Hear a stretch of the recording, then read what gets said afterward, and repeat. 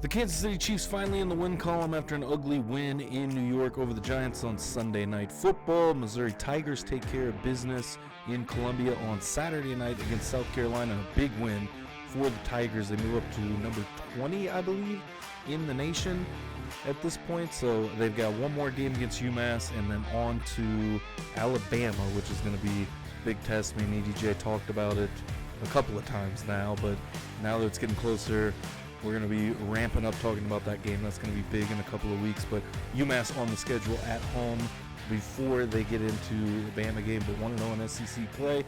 Big victory for the Tigers over the weekend. All this to get into on the podcast today. Going at it solo, at least I'm pretty sure at the time of recording this intro.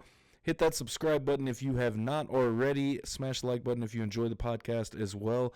And let's get into this Chiefs game from last night. So first things first, just looking at the box score, you can see the Chiefs actually dedicated a little bit of resources to the run game this Sunday night against the Giants. Isaiah Pacheco, 10 carries. Kareem Hunt, 10 carries.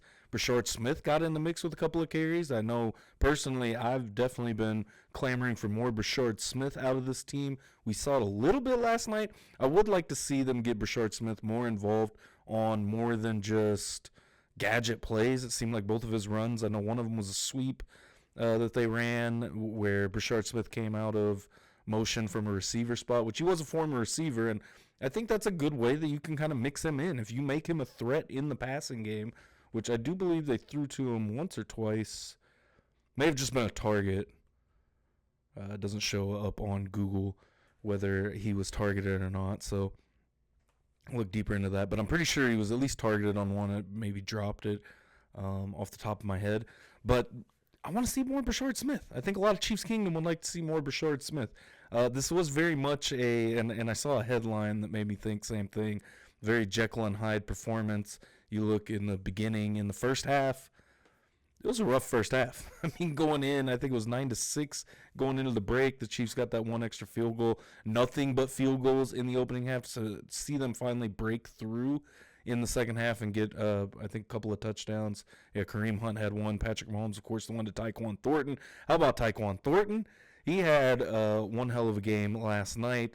Obviously had a couple of missteps, the one where he didn't quite catch it. I think he just needed the ball a little bit lower, the way he fell onto the ball, and that kind of, the contact with the ground ripped it out a little bit from him. But the second catch was, I mean, mind-boggling. I can't wait to look at that on films. I'm starting to kind of go through the film being ready next day, which has been really cool this year to see. But Juju Smith-Schuster was in there with a couple of good catches.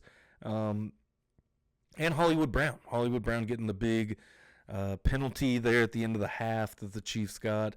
They played a really good game, I thought, for the most part, at least once we got into it. Now, if maybe we could see, I think it's something we've just kind of become accustomed to, is seeing the Chiefs start slow in, seems like about every single game that they play.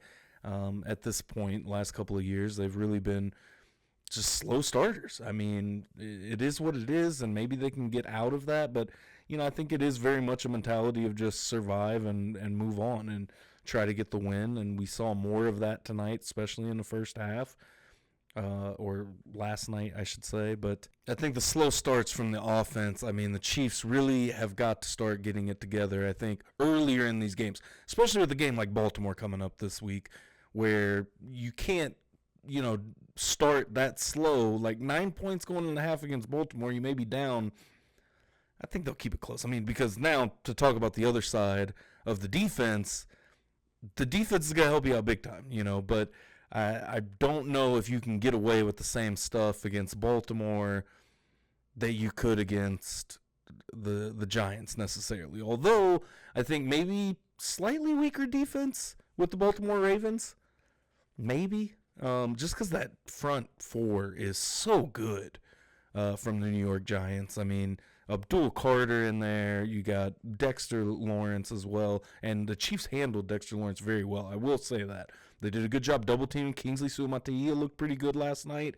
I haven't watched too much of the film. I think I've seen more of the defensive film than I have the offensive side. So I'll get deeper into that to talk about Kingsley later on in the week a little bit more. But he looked really good. I mean, obviously he was getting help from Creed Humphrey. Obviously, Dexter Lawrence was a big point of concern for this Chiefs offensive line. You saw it all night last night. But they did a good job at handling that assignment. And as me and E talked about heading into the season, I mean, Dexter Lawrence might be the best D tackle in all of football right now. So flipping over to the other side and looking at the Giants offense, I mean, the defense did their thing. They come out right out of the gate and cause a turnover on downs. Cam Skattebo had a very good night, which, you know, they called him Skattebo all night. I feel like Skattebo is how I was pronouncing it before last night, but either way, whatever the pronunciation is there. He also led the team in receptions, 6 catches for 61 yards, 10 carries for 60 yards and a touchdown, and that touchdown run he had, Cam Skattebo was a problem. He's hard to tackle. You saw Nick Bolton lose him on a tackle at one point early on the first drive of the game.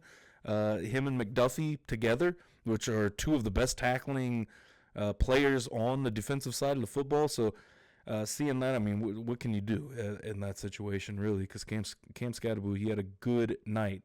I would like to point out Malik Nabers, 2 catches for 13 yards. I mean, Trent McDuffie locked him down all night. And the one play that Dable schemed him to a one-on-one matchup was the interception that Russell Wilson threw.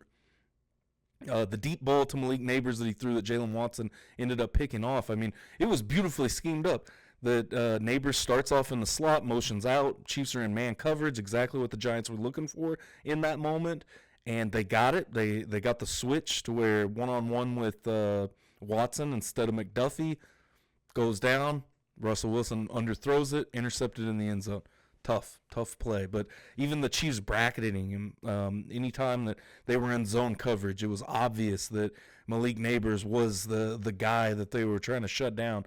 You'd have him bracketed with Cook and Tranquil over the middle, or, you know, something to that effect, a linebacker and a safety being right on top of Malik Nabers. So they shut Malik Nabers down. Spagnuolo knew what he wanted to do coming into this game, and it did force the front four to have to get a little bit more pressure, which they did.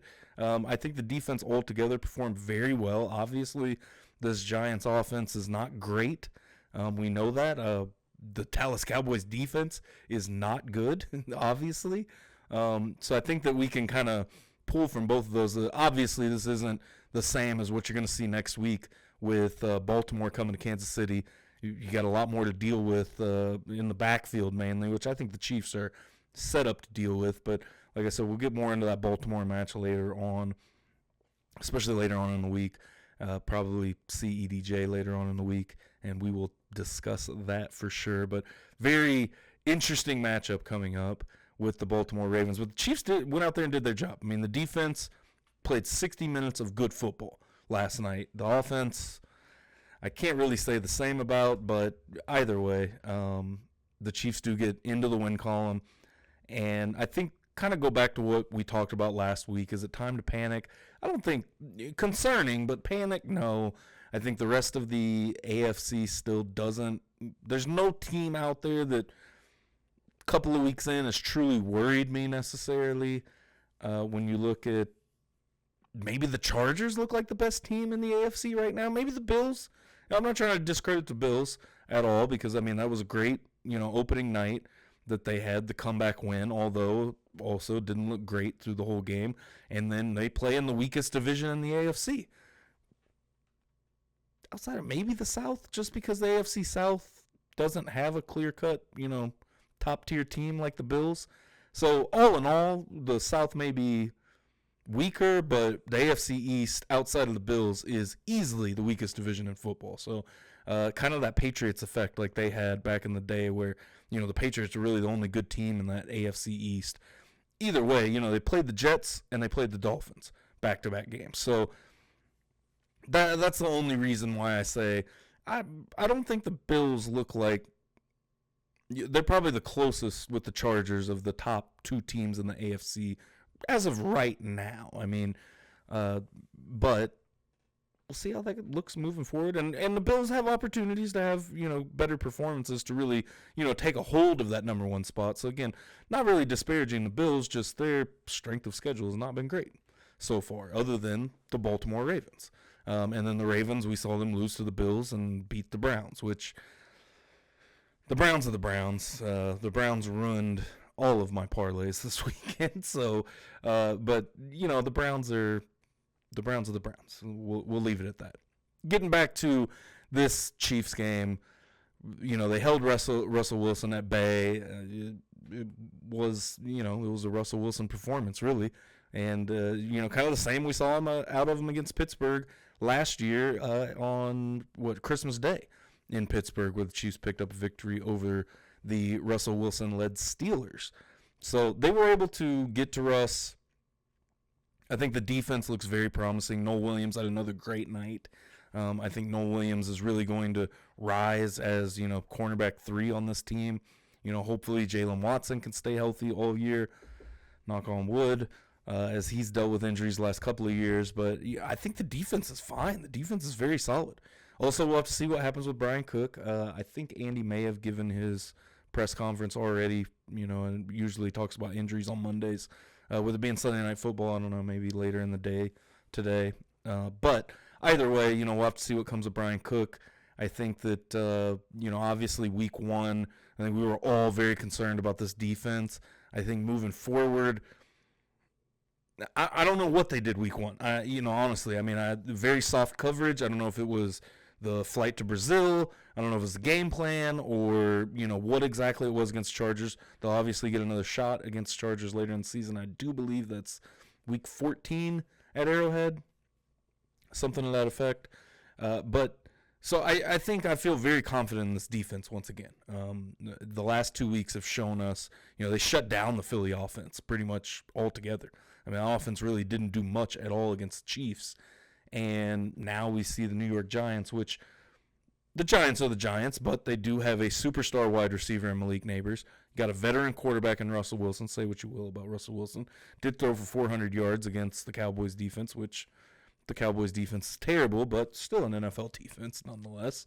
But, my takeaways from this game is this team will be all right. And if Tyquan Thornton can keep doing what he's done, obviously Patrick Mahomes has a lot of faith in Tyquan Thornton. Let's go back to the Chiefs side of things. 5 catches, 71 yards, and a touchdown. He's had 2 long touchdown catches in the last 2 games, late against Philly, the one that put the Chiefs back in the game, and then as well late in this game, and had back-to-back ones that were very close on the first one, obviously, but the second one does come down with it and scores a touchdown. So I think that everything is looking up. Look, you obviously are going to have to wait until, which I don't even think Jalen Royals is on here. Jalen Royals did suit up and play, but he wasn't involved. I was interested to see the snap counts. I haven't looked at it yet for the wide receiver room altogether, but maybe you can get Royals going at some point. But obviously you have until week 7. You're without Rashee Rice.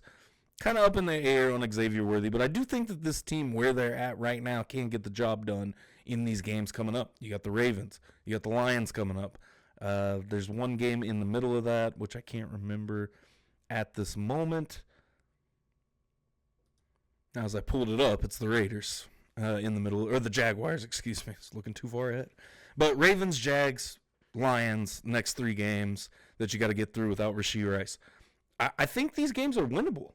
I do think they're legitimately winnable, and it comes down to the defense, because this offense we know and have seen isn't going to put up a ton of points probably. They put up 22, which is still, do you feel like that's enough to beat the Lions?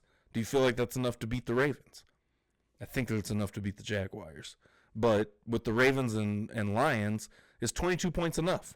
If the defense steps up and plays a great game like they have the last 2 weeks, I think it is doable. So you got to be able to figure out how can we put at least 2 touchdowns on the board and get into field goal range and make the field goals, maybe, 3 field goals, so hit on 5 drives for sure, and make sure a couple of those are touchdowns. I do think that it's possible at the outlook of the whole game.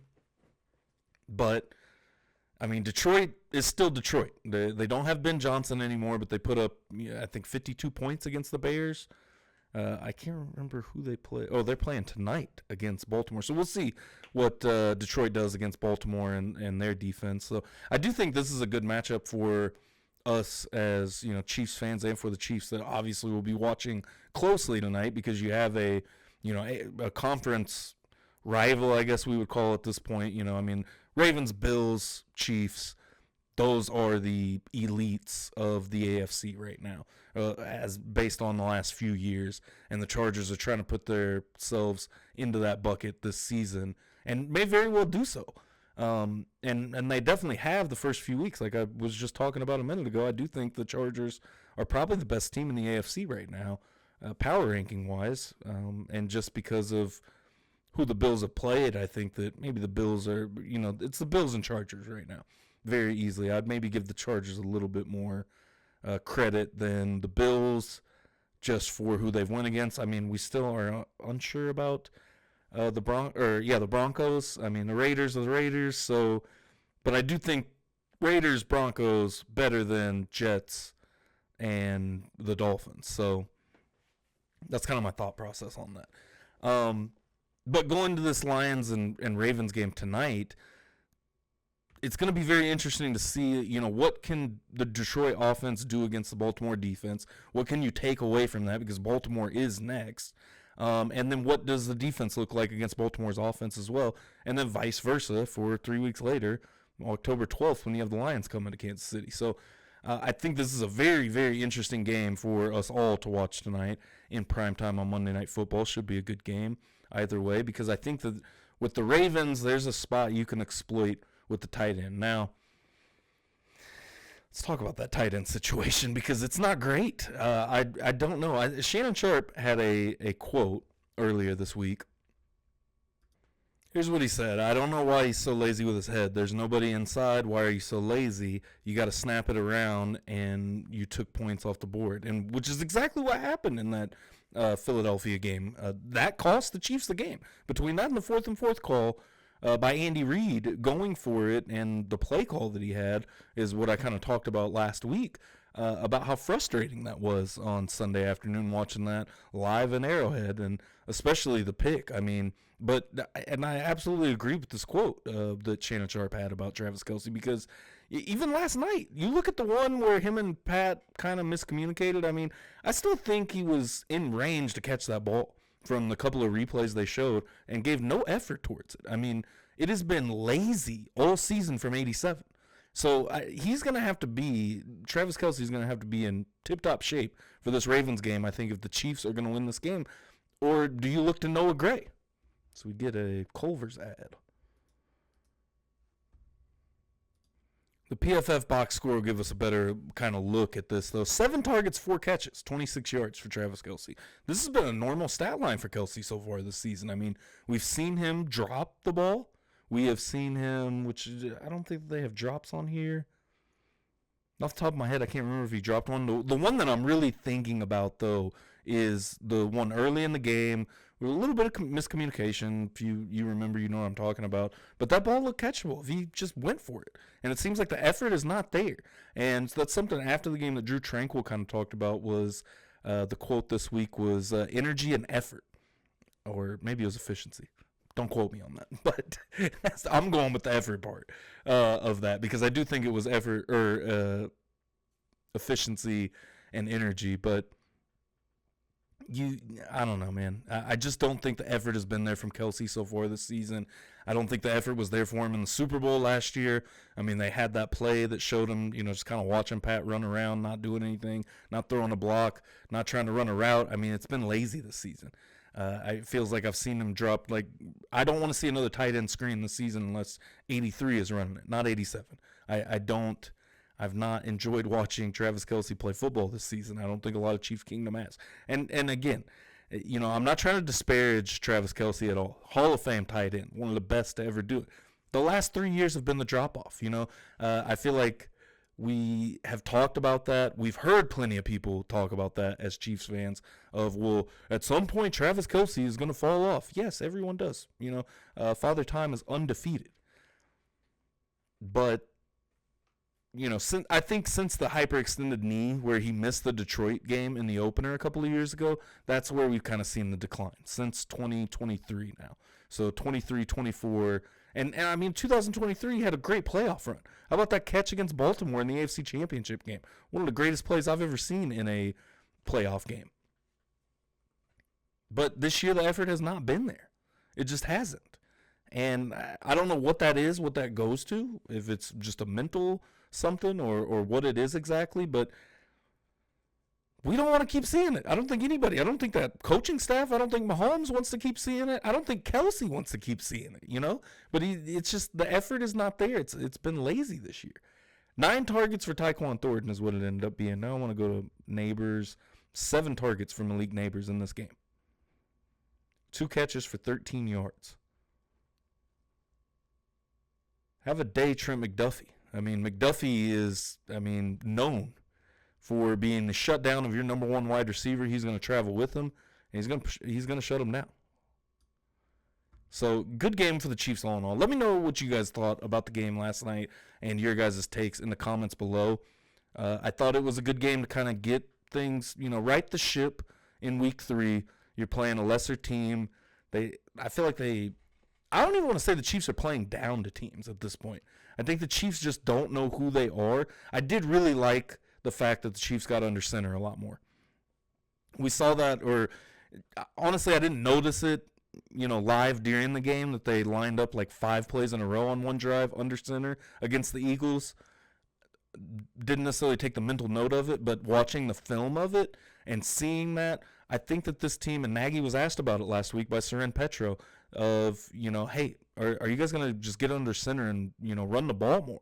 They did that this week, and I do like seeing the Chiefs run more under center, at least with the roster that they have currently. Maybe when you get Rashee Rice back, maybe when you get Xavier Worthy back, you can, spread the field out a little bit more and, do a little bit more with the offense. But right now, it's just that run game is not working out under shotgun. They need to have Mahomes under center a little bit more. We did see that last night. So that gives me hope that they're starting to, maybe maneuver around what some of the things that they're doing or they were doing just to put this off, move this offense forward, because it hasn't been great so far this year, and they haven't figured out a way to get in sync. So I don't want to say that they played down to the Giants necessarily last night. I just think that they had to get that first 30 minutes to really get in sync. We saw them a little bit better in the second half. So I'm hopeful. I'm hopeful to see this offense. We got 3 weeks to get through, 2 very tough matchups, and the Jaguars are no slouch either, I will say, but I don't think that they're on the same level as the Lions and the Ravens based off what we've seen out of the Jaguars so far in 2025. We'll see what happens next week and see how the Jaguars look, and then, reassess going into, what will that be, week 5 at that point? Monday Night Football in Jacksonville over there in Duval. But we'll get more into this Ravens game, too, later in the week on the Thursday pod. But I was happy with the Chiefs last night, to say the least. Obviously, it's not where we want it to be, but we're getting closer, right? That's just what we want to see. We want to see the team keep progressing, keep getting it together, because at the end of the day, this is still the Kansas City Chiefs that has been to 3 straight Super Bowls. They have won, 3 Super Bowls in the last, 5 years or 6 years now? Been to the last 5 out of 6. Mike Tirico mentioned on the broadcast last night. This is still the same team, still the same coaching staff. And most of the players are the same, which I thought it was funny. Drew Trinkle pointing out that, hey, some of these guys are rookies. They just got their first win in the NFL, so it's been fun dapping everybody up in the locker room and knowing they haven't experienced this yet. So, a lot of these guys are going through these pains of losing a couple of games at the start of the season that the Chiefs haven't done in quite some time. But, there's also some rookies on this roster that didn't even know what an NFL win was like. And so I don't know, man. Let me know in the comments what you guys think. If am I being too optimistic here? Because I do think that we saw some progress last night. Just hope to continue to see that progress. See this team continue to form a more cohesive identity towards their roster at now. And I think that once you get to that point, that was one of my things coming into the season is, obviously we saw Worthy get hurt immediately. Jalen Royals was hurt in camp, so we didn't get to see this offense at full force. But if you can get that death by 1,000 cuts offense and keep that identity that you had to a point, but also be able to stretch the field and start making more plays downfield and be able to kind of combine the two, that's ideal. And hopefully that's what they're able to kind of come up with and be a cohesive group, because I think they've definitely had to pivot a little bit. Obviously, they wanted to stretch the field this year, and they've shown that. We've seen a lot more deep balls than we saw the last couple of seasons, right, with Tyquan Thornton. And now I think you got to kind of get back to where you were, where it's like, okay, we can take a few deep shots a game with Tyquan Thornton, try to scheme him open, right? But the rest of this squad, not really built for that. The running game has not been great. They thought maybe, and this is me just speculating, but I think that coming into the year, they thought, okay, we're going to have Xavier Worthy, we're going to have Jalen Royals, we're going to have Tyquan Thornton, we got Juju, being the great route runner that he is. We still have Hollywood Brown as well to kind of throw in the mix. So we are going to be able to stretch the field. We're going to be an explosive offense this year. That's what they planned coming into the season. You can't do that with all of the injuries and the suspension to Rashee Rice. You can't do that right now. The Chiefs are not built for that at the moment. So I think they've had to pivot. We saw the maybe hopefully full pivot and to be able to kind of throw in some of those splash plays last night. We'll see what we get against Baltimore. But again, like I said, let me know in the comments below what you guys think, how you guys are feeling about the Chiefs after the first win of the season in New York. Let's talk about these Missouri Tigers. It's been, surprisingly, Missouri Tigers may have been more fun to talk about so far this season than the Kansas City Chiefs. So the Missouri Tigers get their biggest win of the season on Saturday night. Bo Pribula, another solid outing. Did throw the pick. Also ran for 72 yards, though, on top of the 171 he put in the air. Thought the defense, outside of secondary needs a little bit of work. Lenore Sellers, 302 passing yards in this game. But the rushing defense, Josiah Trotter has been absolutely on fire this season. So, this game was great for Missouri, I thought. They really battled through. It'll be interesting to see how they fare with Alabama. But at one point, I saw the line at 13.5 for Missouri.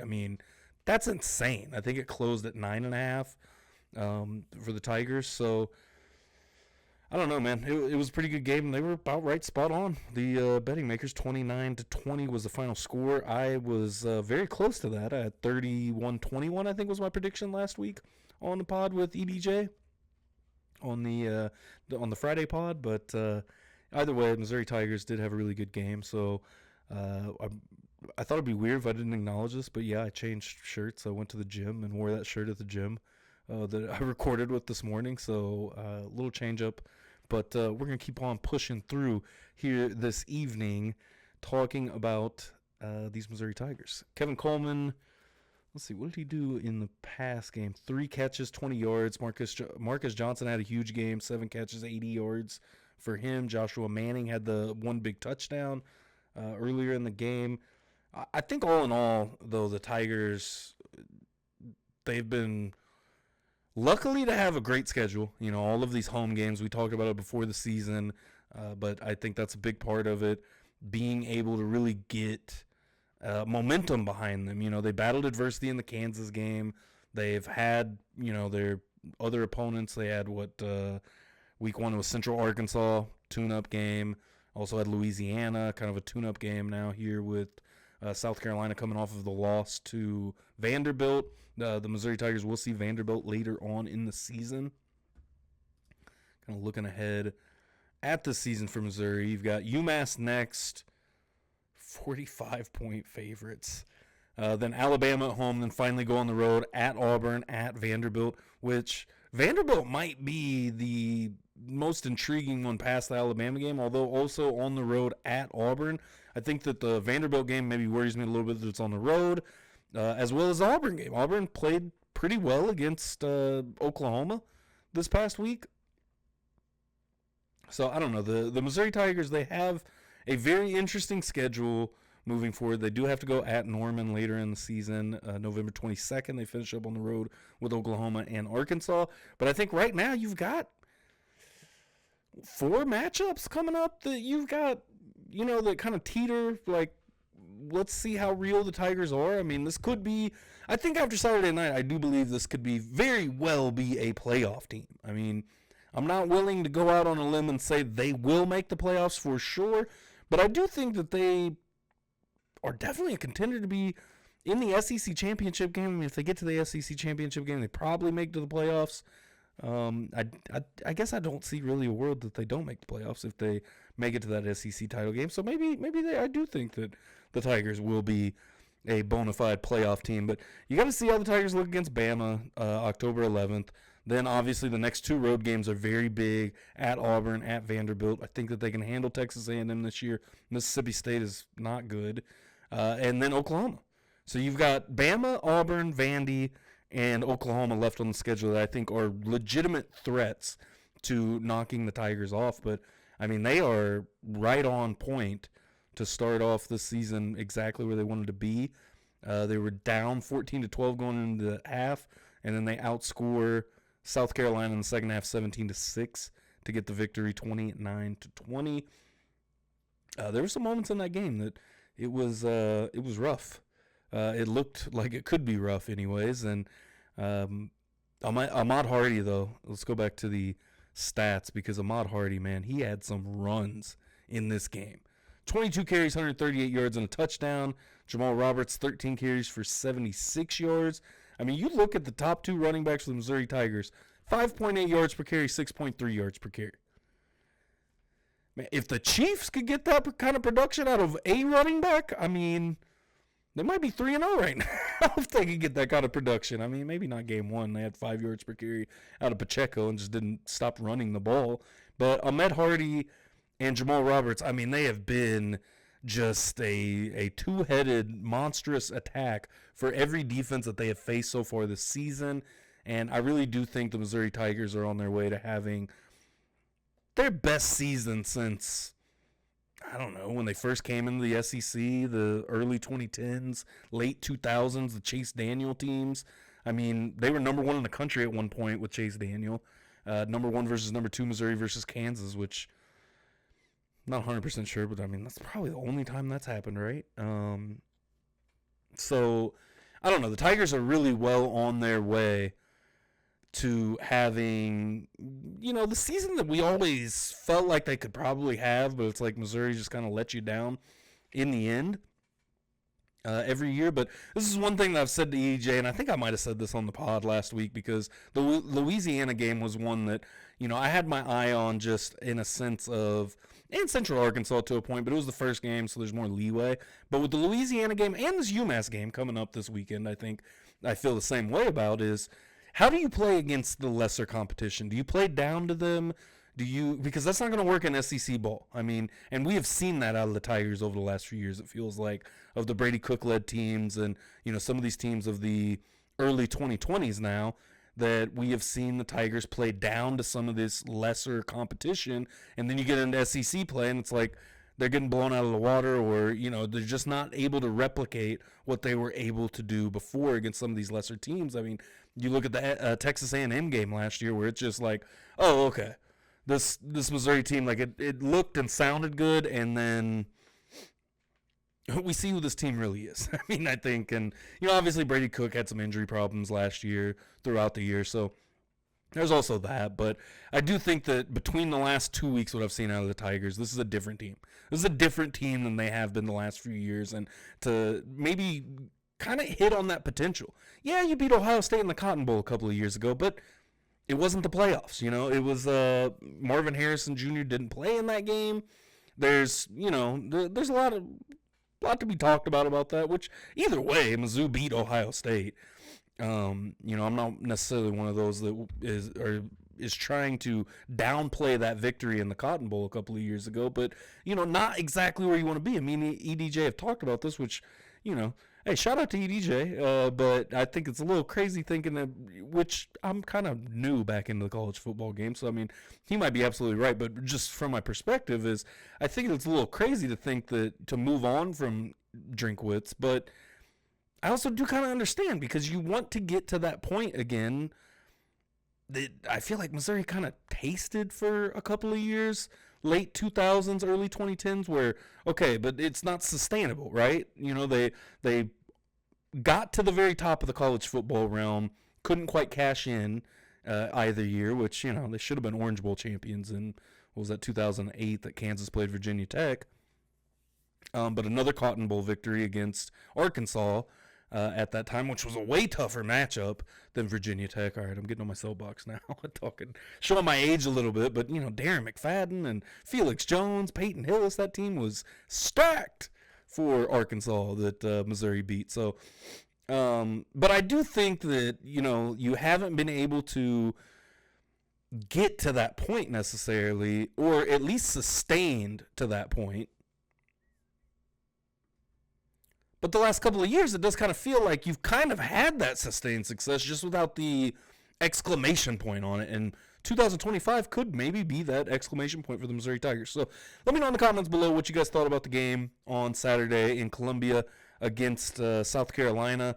How you guys are feeling going into the Alabama game. Kind of have like a bye week this week with the Missouri Tigers playing UMass at home with their home and home that they did. I'm not sure how far the UMass agreement goes, but they played at UMass last year. This year, UMass comes to Columbia to play the Tigers, but 45-point favorites. So, I feel like, again, what I'm going to be looking for in this game is that they don't play down to UMass. It's never close. They dominate. They go into the Alabama game off of a good win over South Carolina, another dominating win over a lesser team, and, we'll see how it goes against Bama. Let me know in the comments below what you guys think about the Tigers so far. Is this rushing attack enough to lead the Tigers all the way to a playoff appearance or even more? What do you guys think? Let me know in the comments below how you guys are feeling about the Missouri Tigers right now. All right, if you stuck all the way through, I greatly appreciate you. You're a real one. Making it to the end of this podcast, you listen to me ramble on. Make sure you hit that like button, smash the subscribe button for me as well. Hit 520 today. That's solid. Looking to get to 600. I don't have a time frame. I don't have a real goal right now. I'm still kind of mulling it and trying to figure it out. But either way, I'm not going to ramble on too much here right at the end. I greatly appreciate y'all. We will be back later in the week with another podcast. Hopefully EDJ joins us. Might be going live tonight after Monday Night Football. A little debrief. Maybe a little debrief with Ray after the Monday Night Football game. Talk about week 3 in the NFL. Chiefs finally in the win column. What else is there? There's something else I'm supposed to tell you guys. Film breakdowns. Film breakdowns are on the way. I didn't put any out last week. There'll be some coming out this week. Probably of both. I'm going to focus on the Giants film and then work my way back to the Eagles film. And, I watched it, but I wasn't able to record anything. Just a busy week.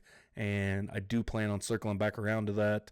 And maybe see if we can find some patterns or something to talk about in that film breakdown. So if you do enjoy the film breakdowns as well, make sure you hit that subscribe button and hit that bell for me to stay notified whenever I do go live. If I go live after this Monday Night Football game and, whenever I post anything. So until next time, we'll Pop Show. It's out of here.